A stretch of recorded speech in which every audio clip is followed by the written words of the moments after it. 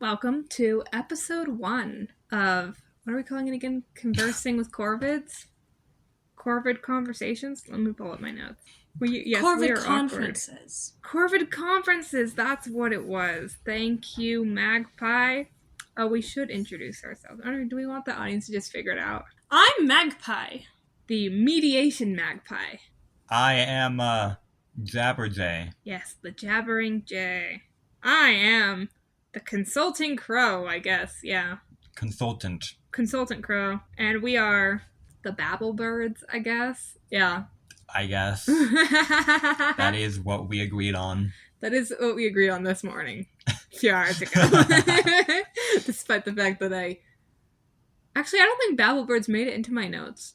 Did it make it into my notes? No, it's just something Magpie thought of. I thought of a bunch of other stuff, though. All alliteration. You're welcome. This is just going to be us talking. And we're going to have a good time. So hopefully listeners would have a good time. It's not really for them, though. It's mainly for us.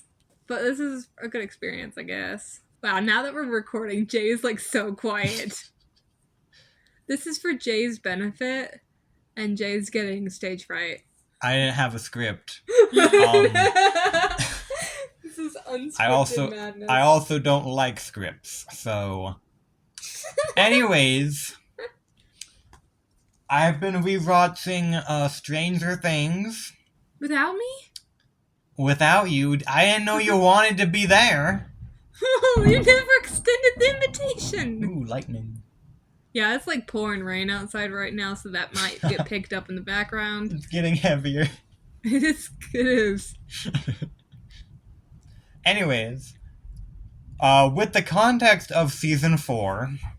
Wait, are you on season 3, which is why you're talking about season 3 earlier? Yeah. Oh, okay. I was interested in rewatching season 1, but it sounds like you're way past that. Yeah.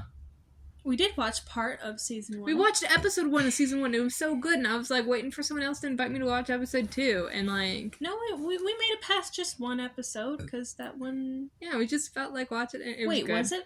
Season 1, I think, is the best season. You're right, we only did watch one episode. Yeah, it was only the very first one. And that's a good way to start the show. Yeah. Anyways. I like the, like, storylines and stuff. Whereas, like, later seasons, like, I was maybe invested in, like, 1 or 2 of the storylines. But then you just have to bear through it. But, like, season 1 storylines, I'm like, no, I was invested in all of them. They were pretty good. I remember the first time I watched, what was it, episode 2 or whatever, where they pull out Will's body like, the fake body? Lake. But, like, the audience doesn't know it's a fake body. Dude, I sobbed. I cried so hard. Really? Yeah. I don't remember this. I was how old at You the were time? pretty young when it came out. I hid under my blankets every time it got dark. Like, while watching it, or just after watching it? Yeah, while watching it. Well, now that you're an adult rewatching it, is it still scary to you? That's another thing. I feel like season 1 did the spooky horror better, because you didn't know what to expect from the monster. Mm-hmm. Whereas later seasons, it's just, like, gross horror, because they have to, like, make the monster creepier and stuff like that. Because you've got, like, this flesh monster and this and that, which is, like, a different kind of horror than the horror because you don't know what the monster looks like. Season 2 was kind of thriller more. Yeah. Because they had the demodogs, and honestly I an army really of them. like season 2, though. I think season 2 is nice. Season 3, I'm actually impressed by the flayed and the flesh monster stuff. It actually looks pretty decent. And it's creepy. It hits the right creepy factor. See, I definitely... It is still more thriller, though. Yeah, I definitely would not have watched Stranger Things, except for the fact that they eased me into the horror. Like, they got me invested in the characters in season 1, and then I just suffer through the horror for later seasons because I care about what's going to happen to my favorite characters. Okay, but season 2's kind of boring. Yeah, but they introduce, like... That's one of the things where you're like, I got super invested in some storylines. I really like Dustin and Steve. Season 2 is what introduced that duo, and that duo has continued to carry every single storyline they're in ever since then. And then in season 2, they brought in the other hot guy. The other hot guy. Billy.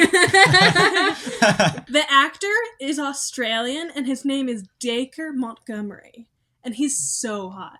as just the actor. Sure. Yeah. But I didn't like Billy the character. He was awful. What they've done with Billy is so weird, though. I like his story arc. No, because, like, his character archetype, though, is he's the guy with very little parental supervision who's, like, the Mr. Popular. But here's the thing, that was Steve's character archetype in season 1. So it's like, they kind of mirror each other. They mirror each other. Like, Billy, of course, had to be more extreme than Steve, because Steve was, like, and then they get into a fight at the end of the season. So I like how introducing Billy's character helped further Steve's character arc, because they are mirrors of each other. Like, Billy's what Steve could have been in another world. But, reversely, Steve is what Billy could have been in another world. And so the fact that, like, it kind of makes it tragic that he was, like, killed off right as his storyline was, you know, right as he was starting to become a better person. Because Steve started to become a better person in season 1. Like, towards the end of season 1, and then just continued getting better and better and better. Steve's the best character, by the way. Jay and I were just talking about this yesterday. I would be acceptable naming a child after him. Like, Steve's the best. But Billy, like, did not, like, he didn't start getting better until right before he died. So it's like, in another world, if he didn't die, maybe he would have kept getting better and better, just like Steve, but we will never know, which is kind of the tragedy there. Yeah, Billy's not a bad character, but you have to take it with the context of what he did for the story, like the archetypes he was fulfilling and stuff, because just that by himself, like, he was just, you know, a minor antagonist that wasn't that creative of an antagonist. I suppose so. Do you remember that scene where part of his arm was underneath? He was in the steam room, and then he grabbed it like a sharp. Yeah. That's smart. Creepy, but creepy but smart. Okay. Also kind of like the family dynamics that, like, Max and Billy introduced. The whole awkward step-sibling dynamic, I think, was good representation. Like, we don't know too much about, like, Steve's family life. We know a lot more about Billy's family life, though. Yeah. It's not the greatest. Right? And, like, Steve's family life, because we never see his parents, you can, like, people have made assumptions that it was, like, absent parents and stuff like that, and you can totally make that assumption, but the show never particularly says one way or another. Yeah, and honestly, do we even see his house? We see his house. We see his house. His house is the one where Barb dies. And that was, his parents are out one night. That's all we know for sure. Yeah, it's like, parents are out, let's throw a wild party, and then we never see his parents again, so even we're like, then, it was 5 people at the party. I know, like, it's not even a wild party. It's like 5 people. But hey, that's, I mean, small town, you know. Like, that was a wild, like, that was a kid rebelling. Like, Steve was, like, Billy is the more exaggerated archetype than Steve. Steve's, like, the toned down version, and then Billy's, like, the extreme version. Steve, we have his parents were out confirmed one night. We know nothing else, though, because they're never relevant. So, saying they're absent parents is a stretch. We simply have no evidence. Right, whereas the other parents... It might have been date night or something. Yeah. Whereas Billy's parents, his dad definitely seems to be abusive. It's implied, I think, that his mom cheated. I don't know if we have actual evidence of it besides the father's assumption. I thought she just died or something. Like Billy's birth It had a memory sequence in which the dad accused her of cheating. It's unclear if she actually did, though. We know Will and Jonathan's parents. Yeah. Joyce is, of course, a main character. Yeah, and then their dad's, like, absent, divorced. And she's, like, paranoid or something. She's definitely not the But here's most the thing is, I stable. just recently rewatched episode 1, and it took me back of, I can't believe this is where Joyce's story arc started, because it started out with she was the overworked mother who didn't have time to keep, you know, an eye on her kids all the time, and kind of, like, forced Jonathan into, like, a parentified position for Will, you know. Hey, how come you didn't pay attention if your brother came home last night or not, and this and that, you know. So it's, like, entirely, like, for all we praise Joyce for being the best mom in Stranger Things, like, it's because she realized that she was messed up and then doubled down to try and be the best mom. Like, I can't treat her too harshly because it is a single parent situation. She's still working She's to just support. doing her best, working, And I think once she realizes that she was making a mistake, she does pay a little bit more attention to her kids. So, like, yeah, good on Joyce for having that character arc in season 1. Mm-hmm. I don't really think we can say her character arc's come too far since then. Ever since then, it's just her romance arc and stuff. Season 2, she's a little bit more helicoptery. Yeah, that's when she starts going off the rails. And, like, yeah, it's one of those situations of, like, she ends up being kind of correct, but her assumption was wild. Is season 3 where they moved away? At the end of season 3. At the end, yeah. Other parents... Wait, have you seen season 4 yet? Part way through it. Okay. So not too many spoilers. So Magpie's only seen part way through season 4. The Wheelers, the dad is... I mean, he's a little bit not invested. Season 1, they're, like, totally normal family, and then the story writers were like, okay, we need some... I mean, drama? He definitely had some of that stuff of the unattentiveness. They were like the stereotype, though. Like, he was fit into a character arc. Like, we weren't supposed to look too far into them. Yeah. And I like what season 3's done with him. Like, he's still a little bit absent, but he's not a bad father. I don't remember him being in season 3 at all. What is he doing specific? Oh, he's just, hanging around. Just hanging around, okay. What he's really there for is the dynamic with Mrs. Wheeler, who, of course, was moments away from cheating. We brushed that away. I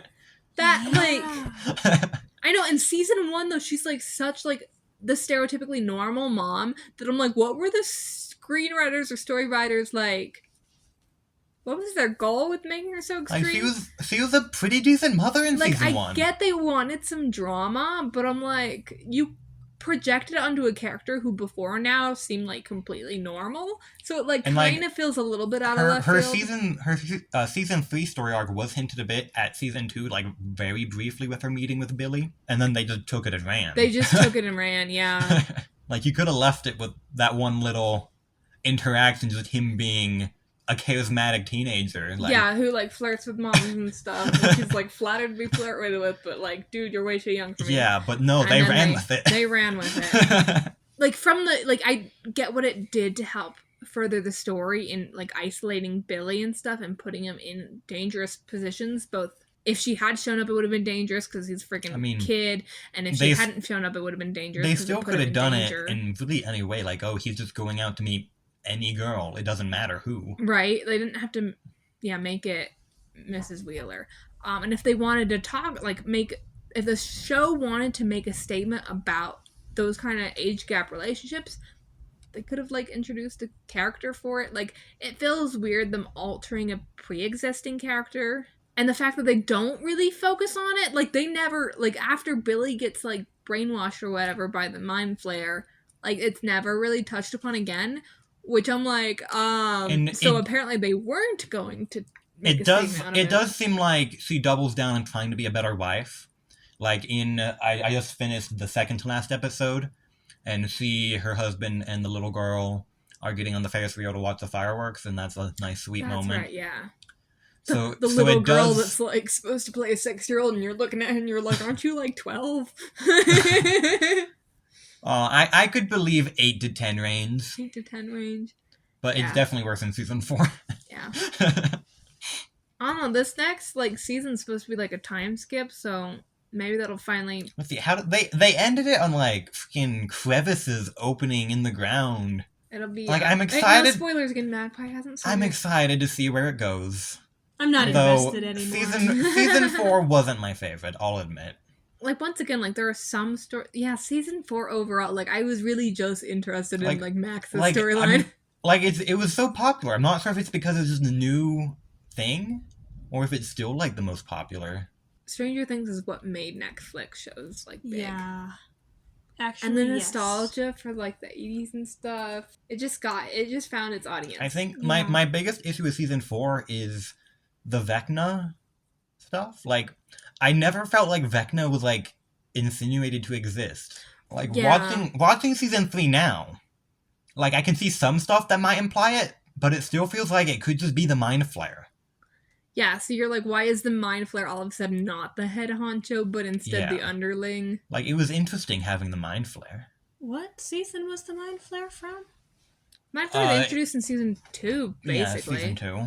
So, like, it felt like it was there all along. Like, maybe not in season 1, where you're like, oh, it's just an alternate world with monsters, but the fact that there's a bigger monster, like, so, like, I was mean, introduced like, in season 2. I could believe that they had Vecna planned as early as season 3, but earlier than that, it's like pushing it for, did they really have that planned? That thing really just came out of Like, nowhere. But I will give you having other numbers introduce the story, like we got we're introduced to 8. season 1, 11, and you're like, we got 8 in season 2, yeah, and then nothing until 1. So like, if they started getting more of those characters, maybe? I don't know. I think the 8 storyline in season 2 is probably the weakest storyline. So boring. It's kind of boring. They had an entire episode to it. I just skipped it. Like, as early as season 1, we're like, oh, she's 11, what happened to all the other numbers? So I do like the fact that they're answering that. They were all killed by number 1. Like, that's what happened to the other numbers. So it does answer the psionic stuff with, like, season 1, the Demogorgon has telekinetic abilities. And, of course, the ability to make portals. It's not really touched on that much, but they don't have it in future seasons. People have attributed that to Vecna, but, like, I still don't think they had Vecna planned that early. So I think the Demogorgon was meant to have some kind of psionic, psychic abilities, and they decided to backtrack on that. Or maybe the Mind Flayer, or whatever. This is a pretty good segue to, you wanted to talk about, like, the demo bats or whatever? Yeah. Like the other creatures I wanted in the to Upside talk Down. about the Upside Down ecosystem. Because we know that they're a hive mind, and what they've done in later seasons is the Mind Flayer is the actual hive mind thing, but it's being controlled by Vecna. So the amount of creatures we know of is the Demogorgon Demodog species, whatever that is. The Demodogs are baby Demogorgons.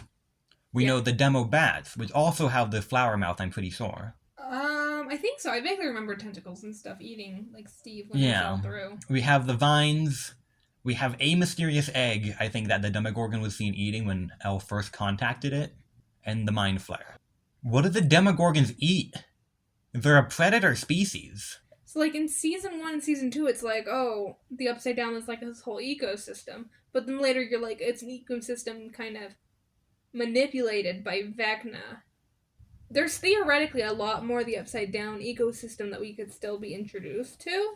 Ooh, I wonder if that's what, like, season 5's gonna do. Because it ended with, like, a bunch of, like, basically the Upside Down coming to meet the right side up or whatever. So I wonder if, like, we're gonna cut to the time skip and the ecosystem of our world is, like, the ecosystems have intermingled. That could be a good opportunity to explore the ecosystem of the Upside Down. I did some research into how, like, the Upside Down was formed.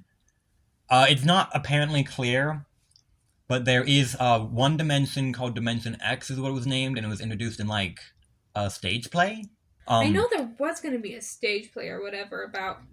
I think there was supposed to be one about, like, Joyce in high school and stuff with Hopper and stuff. That's weird. Did that ever get made? I never heard about that. The stage play has some kind of plot about, like, a U.S. naval vessel somehow interacting with the Dimension X. And, like, the father of Dr. Brenner was, like, on the ship or something, and he told his son, and then that's why Dr. Brennan's involved in the Upside Down stuff. Something like that. I know there was a video game, and the character of the video game gave the monsters, like, different names than, you know, Demodogs and this and that, because it makes sense, because they don't know what the kids named the monsters, so they just give the monsters their own names. I'm not a big video game person, so I don't know specifically. I haven't heard of this, though. My understanding, or I guess it's not supposed to be clear, I guess, yet, but my understanding is that Dimension X is the Upside Down, and when the gate was first opened, it, like, copy and pasted Hawkins a certain, like, radius or something, and just placed it inside Dimension X. That's the thing, is, like, it has to be a certain radius. It couldn't just copy the entire world, because... That power scaling... Yeah. We got to planetary scale instantly. Yeah. How far has... We know there's, like, trees and stuff in the Upside Down, but they're, like, frozen, so they're not actually trees. What do you mean by not actually trees? Like, you know, it copy and pasted the trees, Okay. but, like, the trees aren't growing out, I assume? I mean, at one point, like, was it Nancy falls through a tree? Like, the tree held a portal. Yeah, because the demigods open portals when Yeah. they kill someone. Okay. I guess the Mind Flayer kind of opens portals when he kills someone, too. Is that just like a thing anytime someone dies? The psionic people like El and Vecna can just do that now. That's what season 4 was. They created, so like they can do the psychic connection to people. Like in season 3, El does it to connect with Billy to see his memories, and that's done from a distance. So I assume that's what's happening with Vecna, just between dimensions at like a stronger scale. And that's why he was giving them like nightmares and stuff. And then using that mental connection just to make it easier to make a portal. So my question, how far has people gotten in the Upside Down? They keep dying because no main character has decided to go exploring, and only the main characters can survive. They've only really explored inside the town. Will survived. How far has Will gotten? Right? And that's the question, is how did Will he survive? They do establish that, like, he's, like, at least mentioned or something that he's good at hiding. So was he just, like, extreme hide and seek? Well, all the scenes that we see of him in the Upside Down, he's just a frightened little boy. So I think he just got good at hiding from place to place. Like, how did he escape it from the first time is the real question. But anyways, Did he bring the gun with him? No, the gun got left behind, right? Yeah, the gun got left behind. Besides, it doesn't work on the demidogs or demogorgons. Hey, look, there's a magpie out the window. There's a robin. We saw Robin earlier, right? So, so the demogorgon, the way it reproduces, it captured a person, stuck a vine or whatever into their mouth, and tadpoles. Interesting reproduction technique. Very xenomorph. Yeah. There are actually animals that do that in real life. Okay, why does, like, Vecna originally looked kind of human-like, but then it becomes more monstrous-like? Is that just because he's eating food in the Upside Down? I mean, it showed how he transformed. He was, like, struck by lightning, and it, like, burned away his skin. I think that's a little weird. Yeah, I don't know. I felt about that. That's weird. Yeah, I think that would have just killed him. That's why it's, like, weird that the Demogorgon reproduces like that, because we don't see anything else. Like, would it kill another Demogorgon, or incapacitate another Demogorgon to do that? Right, so it's like you defeat them by laying your eggs in their corpse. In season 2, the Demodogs, we don't see them acting in a natural manner because they're being controlled. Like, we see them swarm in, like, the hundreds. So with the Mind Flayer being able to, like, yeah, with the whole Upside Down... They're not a pack species. They're a solitary hunter species. They were acting very much against their nature because they were being controlled.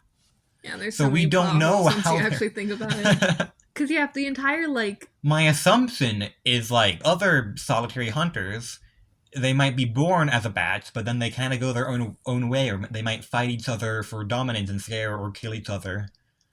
For territory, yeah. For territory, and that's, like, the Hawkins that was copy and pasted, that was the original Demogorgon's hunting territory. Yeah, if the entire Upside Down's a hive mind, it really doesn't make sense for... My guess is, and this is me just filling in gaps, Vecna's chilling, doing whatever, and let it pretty much go on the way it would normally, naturally go on. Mm-hmm. But then once contact was made, he took a much greater interest in what was going on. If it takes a vast sum of energy to open a portal, and he can't just do that willy-nilly until he learns how to. Okay, season 4 gives Elle a power boost, and it doesn't... it's power scaling. Of like, course the main character is going to get a power boost. Like, I'd be okay with it. It was like, yeah, she gets stronger as she trains. Each season she gets a little better. But no, mid-season they just go, yeah, let's just give her steroids. After losing her power for a while. They didn't have to do that, though. It was a weird decision on their part. Also, Elle's power set, it's such a... Telekinesis makes sense. Season 1 also introduces us to the black water void area. I'm gonna call it the in-between. That makes sense, yeah. And she can just, like, kind of astral project. Yeah, that's what I always associate it as, is astral projection. Yeah, that's a monk thing, so that's a real thing. And she starts to just gain more powers. Like, she gets, of course, improvements to her powers. Yeah. Then she can just enter people's memories and open portals, of course. That was in season 1. Disintegration. Season 1, like, she does the portal to send the Demogorgon back. And then she goes through. How does Hopper get her back? Does she just open another portal and let herself go? We see that in season 2. See, the portal opened by the Demogorgon through the cool wall is what she came back through before it closed up naturally. Okay. So, like, the Demogorgon portals, they close on their own. I mean, that's good. Otherwise, there's, like, a pool, like a portal in the pool and a portal in that tree, you know. Yeah, so they close. With Elle killing or disintegrating or whatever the Demogorgon, I view that as teleporting without the gate. Mm-hmm. Just, like, transporting themselves. And I think for it would have had its molecules just scattered willy-nilly, and that's why it was... Because otherwise, it's like, why did she teleport if she was disintegrating? Versus if she was teleporting it on a molecular level. Kind of looked like disintegrating, though. But that, you have to keep in mind that they didn't know they were going to get a season 2 at season 1, so they kind of had to wrap things up. But it still doesn't make fully sense with her power set. Like, she's never disintegrated anyone before. And it'd be a really useful skill for her to use in future seasons. Disintegrate things. Yeah. Well, it's not disintegrating, it's sending things through a portal. So maybe we'll see that. Like with just opening up portals. With the flesh monster mind flare, I call it the flesh flare. It'd be really useful to just disintegrate it since you can't really hurt it with conventional weapons. But no. I mean, they hurt it pretty good with fireworks, right? Or was that just distracting it? I can't remember exactly. I need to finish watching that. But, like, they shoot it and they chop it and stuff, and, like, it's an ooze, so it just kind of reforms. It doesn't do anything. Okay, I want to get a special call out for the music in Stranger Things, because not only is, like, the original soundtrack pretty good, but when they bring in, like, 80s music and stuff like that, they'll always, like, they're so creative about how they do it. Like, The Journey, Two Worlds or whatever. Separate ways. Yeah. Separate ways. But it was good, like that actually worked really well during their preparing for a battle, moment. It worked so well. It did. I loved that scene. And, dude, I never would have thought to use Neverending Story, like the song, for a battle, like a boss battle. But it worked so well. It was fantastic. I loved it. I did love that part. Yeah, it was part of the whole series. So maybe a whole season, but I've been watching season 3 as subtitles, and, like, I've noticed very frequently with the subtitles it just says synth music plays dramatically or ominously or whatever. Yeah. So I think I'm not sure if that was in previous seasons, but it definitely leaned into it for season 3 with, like, the synth wave. The synth is just, 80s awesome. And I think the original opening uses a synth. Oh, yeah. And then, of course, everyone knows how fantastic Running Up the Hill was in season 4. That was great. Actually, have you made it there yet, Magpie? No. But maybe I should watch that next. Yeah, Don't worry, when I get to season 4, I can have you watch it with me.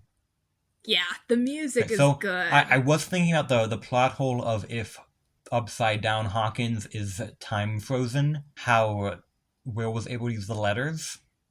Yes! The lights, it is introduced in season 4 that the lights have an echo for some reason. Okay, so the lights appear even if time is frozen?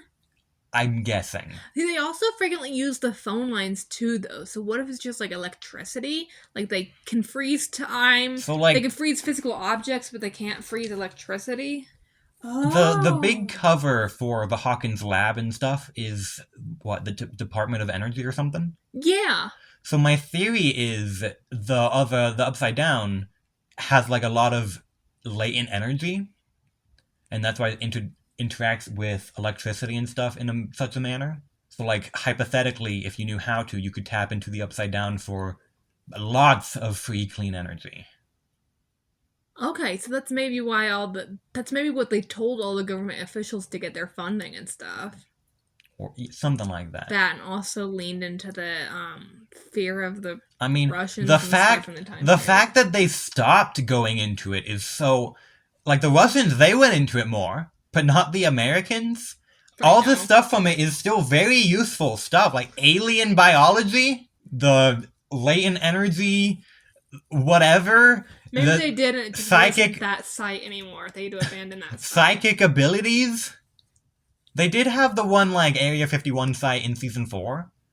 I don't remember how much stuff they were doing in there, but, like, they have to... Right. There's no way they can just drop the project. Not when it's shown so much potential. They did not. They just moved to other locations. They just had to get out of Hawkins because all the parents were mad that their kids were being killed off and they weren't being informed. Okay, so, like, in Season 1, they mention, like, a bunch of hunters and stuff have gone missing, and it's implied to be the Demogorgon. Oh. Never touch on it again. They don't. The only ones that matter are the teenagers that got kidnapped. I feel like there's hunters mentioned in Season 4? Because they, like, hide out in the woods. Do they mention, like, hunters going missing then, too? I don't know. Or just maybe... They do mention the mental hospital in Season 4, and they actually mention the mental hospital in Season 1. Ooh, pretty good, then. So, like, I don't think they planned it again, but I do like that they, like... What about the took a one-off line. mental hospital? It was like Lucas or someone guessed that L was from whatever mental hospital. And then they actually and then later bring when they're back like, the oh, mental we need hospital. a mental hospital. Oh, Season 1, we mentioned one. Oh, okay. So that's at least them being consistent. So that's Yeah. good. Yeah, there's a lot of other shows that are not consistent, which we will talk about in later episodes for sure. I think we're doing a pretty good job staying on topic today. We've only talked about Stranger Things and not gone rambling into our other fandoms. Yeah. Way to go, us. But, like, still, with all the species in the Upside Down, we don't see that many. We see the Demogorgon eat one thing from the Upside Down, an egg. What does the egg belong to? Is it the bats? Is it another unknown monster? Yeah. What do the bats eat? The bats are also predators. They're like upside down herbivores. Yeah, I mean, the vines need to be eaten by something. I could believe that, like, the Demogorgons and stuff are opportunists and they'd eat the plants as well. I think they're all omnivores. I mean, yeah. But see, then you're like, if they're all a hive mind, how closely related are they? Is it like, are they eating each other? So I do... Like, we see most of the Upside Down is a weird, desolate wasteland. I do think we have to assume that, like, it's not the entire Upside Down in a hive mind because that really does... make you question how the whole, like, my guess is system works. Everything with a part of the mind flare, the little clouds, dust, whatever it is. In which case, is there only one mind flare? What is the mind flare? Right? Is there, like, multiple mind flares and they each have a territory that they, like, oversee? I don't know. It kind of brings up, like, questions. Because the mind flare isn't traditionally a spider. It's said that Vecna formed it into a shape of his desire or something like that. So did he make the mind flare more powerful or less powerful? The psychic ability stuff is what is a bit confusing. Like, how much do the Upside Down have psychic abilities? And how much is just Vecna? Because, like, Demogorgon had psychic abilities. Isn't shown to anymore. I think I always assume that the Upside Down does have psychic abilities, and that's, like, part of why they use psychic kids to connect with that dimension, is because only a psychic could enter a psychic dimension or whatever, you know? My theory for the first Demogorgon is it was specifically Elle's connection to it that gave it the powers. But then did she destroy the Demogorgon, or is there just that one weird, strong Demogorgon with psychic powers running around? If it was still around, I think it'd still be causing problems. Would it, though? Maybe it's just like, I respect Elle, she bested me. Vecna? No, Vecna's a person. We see Elle's perspective after destroying the Demogorgon, and she just drops into the Upside Down, and the Demogorgon's not there. I'd assume she really did disintegrate it then. Opened a portal and disintegrated it. Like Vecna, Henry, whatever. Or what if, since the Upside Down is a different dimension, she just teleported to a whole other side of that different dimension? I mean, she teleported to the same place. I always assume, yeah, you enter the Upside Down where, like, the closest equivalent to the real world location was. So the reason why it's the Upside Down is because the Upside Down is, like, closely, in terms of dimensional stuff, like, it exists in the same space as another dimension. Is there more than one other dimension? Yep. Great question. It's not relevant unless they want to make another season. I still like the idea of a spin-off show of Henderson and Harrington, paranormal investigators. And they could have episodic plots of doing whatever, and at the very end... First time hearing about that. At the very end of the season, they can actually find themselves in an actual paranormal plot. Like, it was all fake before, or whatever.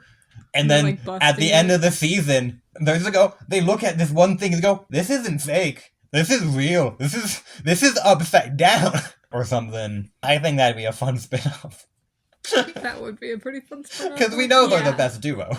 They are the best duo. They carry the show. They are the heart. Them together, both of them are the heart. Like, yeah, technically Will's got some heart, like, storyline. He's honestly, Will's team, but I'm like, nope, Dustin. Will's always the most boring one of the kids. And I think... Like, season 1, he was just a plot MacGuffin. Yeah, he was the MacGuffin. Season 2, he's still just a MacGuffin. Like, I like his acting. Whatever his name is acting.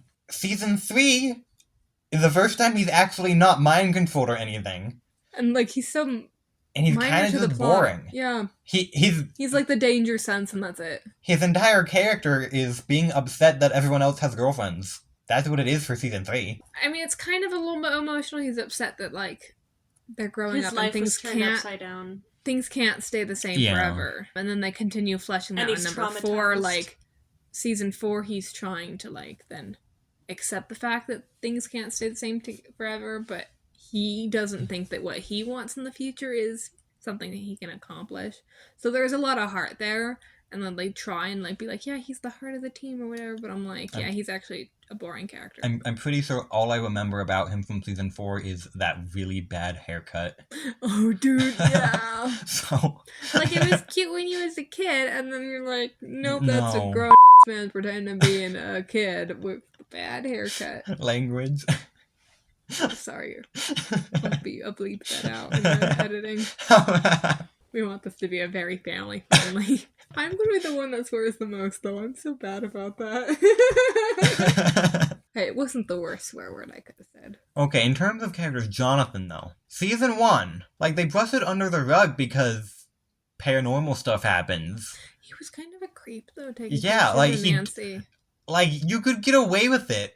But the fact that they just brushed it under the rug. They didn't ever talk about it again. Yeah. Like, that was the beginning of his and Nancy's relationship. And it's not a very good beginning. No. Their entire relationship is trauma bonding. It's not healthy. Yeah, their entire relationship is awful. It's crap. So you can see why, like, oh yeah, their relationship's a little bit strained once it's like there's no trauma holding them together come season 4. Yeah. But I'm like, I still don't think Nancy should get back together with Steve. Like, it was nice in season 1, but Steve deserves better. He's grown more since then. Like, he's grown. She's largely the same. In season 3, him getting over Nancy was a big deal to the plot. And so you can't do that. He's gotten over her. Now he's just gonna fall. Like, if they want them to get back together, they need to have a really convincing plot where I watch them fall back in love with each other again. Yeah. Yeah. Because you can't just be like, oh, Steve never got over her. No, it was a huge plot point that he got over her. I mean, yeah. Steve wants to settle down, start a family. Yeah. Nancy does not. They can introduce a new character for Steve, though. Yeah. And just this, like, really... Okay. Somebody like Robin. I was thinking, like, Chrissy. Like, they introduce this really sweet girl, Chrissy, then they kill her off. But, like, something similar where it's, like, this really sweet girl that you introduce, like, a heart, like... a touching story and this and that who gets involved over her head, except that she, like, survives. Like, a character like that, I think could be really nice. And I mean, and it could have a dynamic with Steve, because Steve also in season 1 was kind of thrown in over his... He had no idea what was going on. What's the name of the first girl that dies? Barb. What if Barb is still alive? Bring Barb back. Bring Barb her love interest. Actually, there is a whole fan base that they're all like, bring Barb back. I think it's been too many years since then. She has no survival instincts. And I don't think Barb and Steve would be a good couple. I think it would be hilarious as a couple, but I don't think it would, like, logically make sense. It would not. I just don't want, like, the writers to assume that all the audience wants Nancy and Steve to get back together, because I don't want Nancy and Steve to get back together. Like, yeah, I get it that Nancy and Jonathan's not going to work out just because it's not going to... There's other fish in the sea! Like, Nancy doesn't need to end up with a guy. And she doesn't need to end up with a girl for all those people who, like, ship her with Robin. I'm like, that makes no sense either. They don't have any, like... Like, I wouldn't be surprised, honestly. They don't have But that's mainly because I have not high expectations. The writing of nowadays, where they're Speaking all of love interest, "Let's make them Robin's gay." love interest that they introduced in season 4, who's like got a boyfriend. We need more fleshing out for that for me to get behind it, because I'm Yeah. like, there is like that's a like, blank slate character. I don't even remember her I name. think the first time we actually see her is at the very end. No, they meet her at like one store when they're shopping, and then she's like, Robin's like getting up the nerve to talk to the girl she likes, and then the girl makes out with this boy. And you're like, oh, okay, she's got a boyfriend, she's taken. Need to flesh out. I don't even remember her name. She's like such a non-zero character. I think they just wanted to give like, they introduced that Robin was, you know, a lesbian, and they're like, okay, now let's give her a love interest. What's the point of giving her a love interest if the love interest is taken? Basically, the Stranger Things writers, they like feel like, I feel like they feel like they have to do like romance plots, when I'm like, dude, I'm honestly happy if no one's dating at the end, if everyone's just single. Like, Yeah, because they're bad please? at writing romance plots. Right? Like, They what? really aren't the greatest at it. Really? Really awful. Like, season Ugh. 3 made a point of, like, Mike's not the best boyfriend. I still think he's, like, 90% in the right. Like, Hopper was being a more problem than him. When Mike and 11 are one of the more well-written romances, you, like, really have to question it. Okay, I don't think they did a bad job. Like, Bob was a good love interest, but then they Bob killed was him a off, sweetheart. Like, Oh, he was a sweetheart. everyone loves Bob. I love Bob. But that was an example of they wrote him to kill him off. So it's like they only put effort in when they want to rip your heart Like, out, he and was they a don't nerd. put effort in if they want it to last. He wasn't like Hopper, like a cool police officer. He was a nerd who was in over his head, And he still, like, still did what brave. needed to be done. yeah. Is a good That's character. why he's Bob Newby superhero. He was a good character. I do feel like Hopper and Joyce isn't a bad pairing. I do kind of like that. But, like, they established in season 1 that like, they at least had history with each other. Yes. So Yeah. it makes it a little bit more believable. Or getting Jay his water. Gotta get him. I was actually... There's a getting reason I thirsty waved my myself. hand instead of talking. Well, they're gonna hear you drinking anyway. I could have drunk silently if I wanted to. Here, I'm thirsty too. I'm gonna help myself to your water. That I probably need to wash that out anyway. There's been like a month. That's gross. You know, the water does have a bit of a taste to it. Don't tell me that. I just took a sip. You are saying something. Magpie, do you want a sip of water? No, I don't. I mean, I talked about how Hopper and Joyce is okay. I think like literally any other romance, I'm like, you don't need romance in Stranger Things.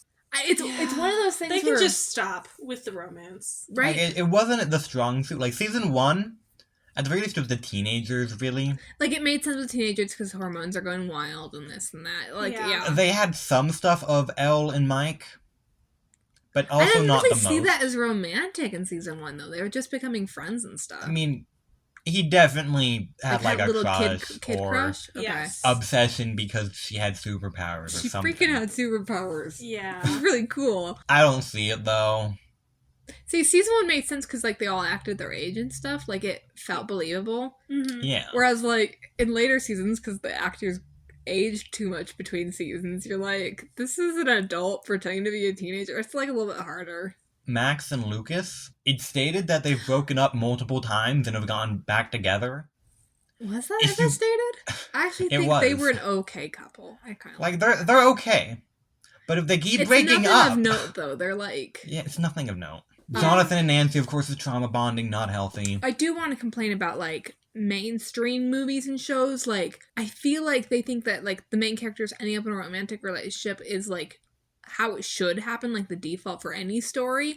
And I really want us to normalize the endings where they're just friends at the end, or this or that, or, like, Yeah. the main character realizes that they're good on their own without romance. And maybe this is, like, you know, the aromantic side of myself coming out, but I'm like, why is they I like they mean, make such a big deal out of the romance? Romance and love and stuff is a pretty innate part of the human experience for most people. And I'm not mad that's being there. Like, I like reading romance books. I think it's really cute when done right. And that's the thing, it's when done right. I don't like that they just look at each other and they fall in love. I'm like, make it believable. Tell me why they're in love with each other.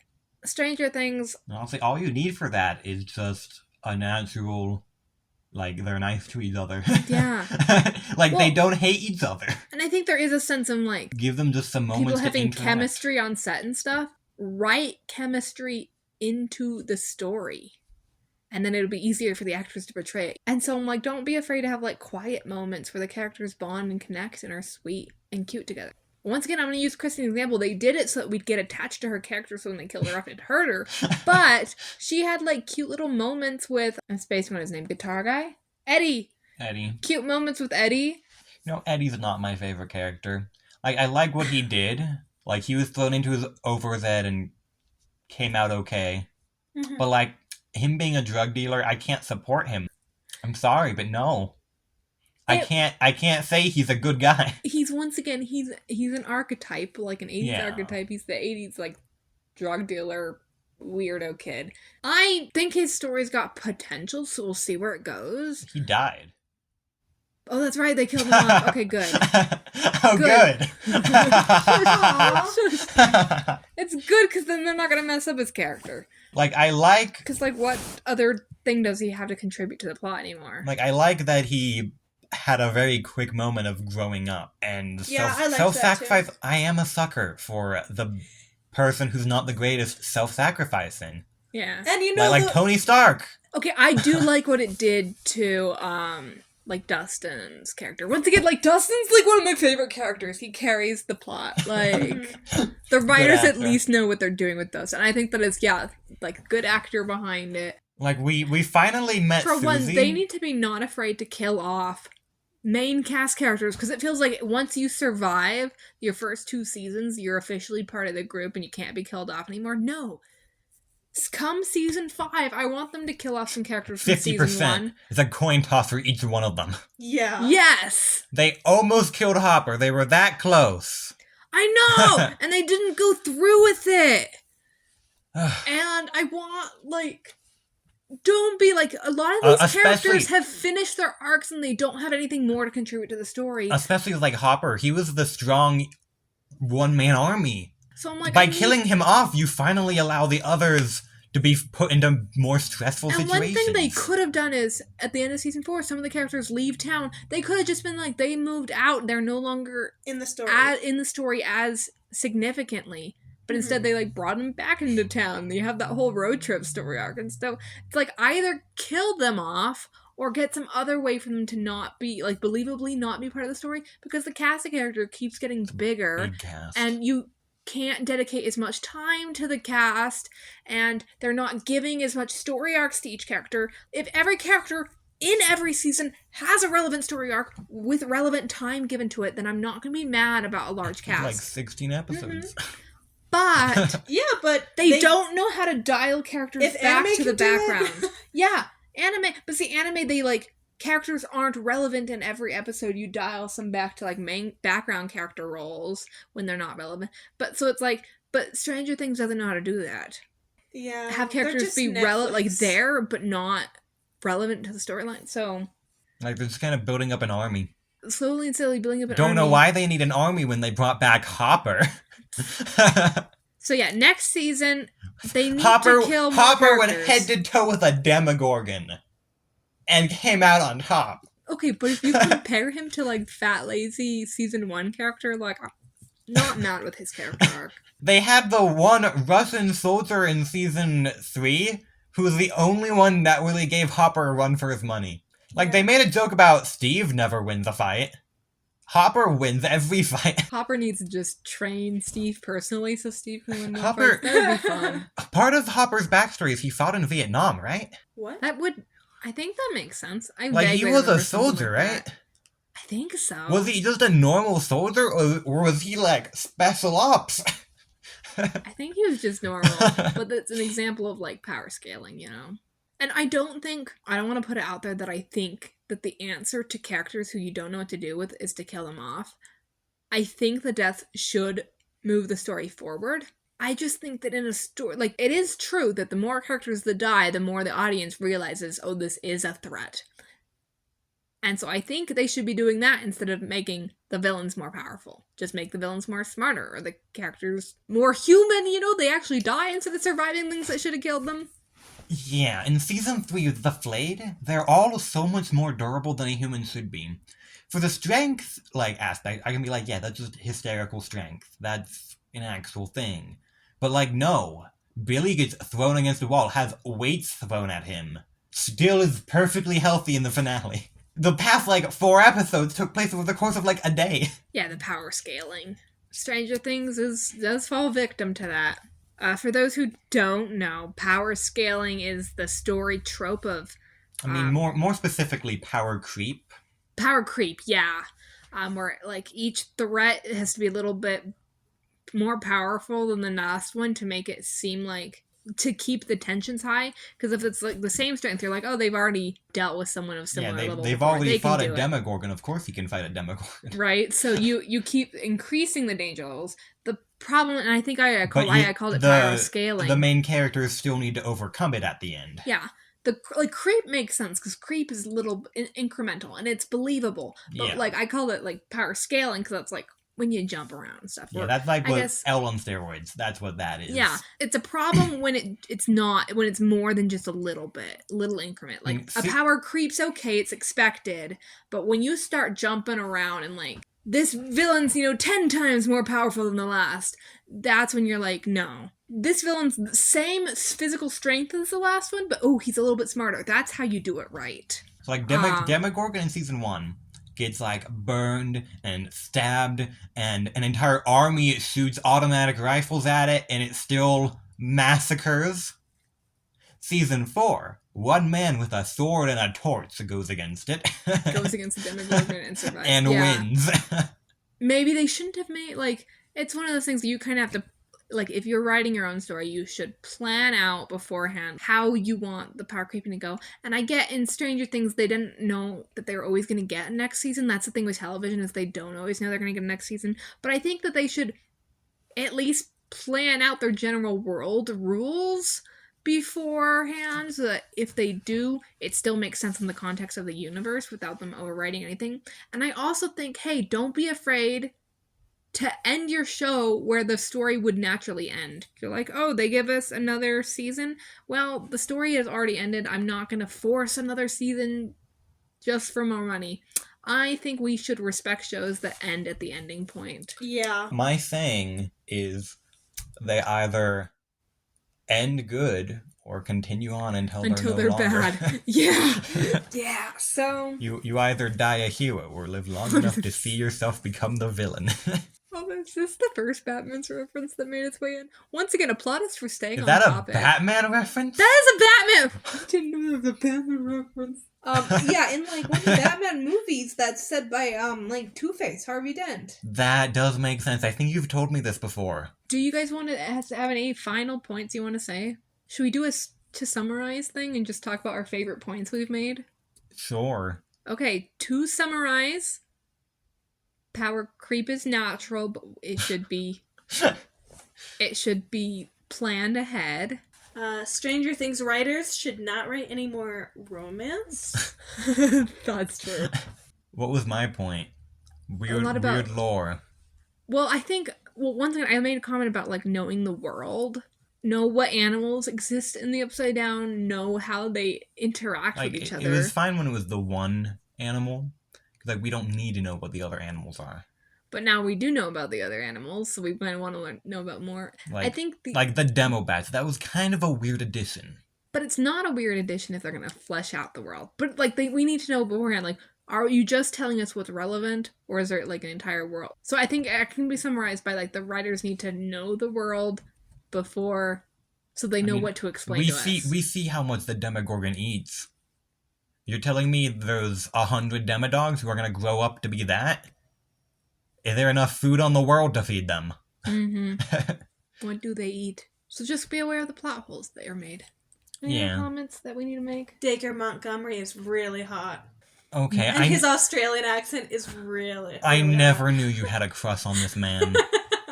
Magpie has a crush on anyone, and I look at her taste and I'm like, okay. Not saying you have bad taste. I'm just saying your taste is different than mine. And what you think is relevant and important is different than mine. Yeah. And poor Jay isn't even attracted to males, so he's just a little bit lost and confused. I do, in fact, quite like women. Yeah, I So don't, next but episode, whatever. we'll get more into what Jay likes. I'm gonna stop it there.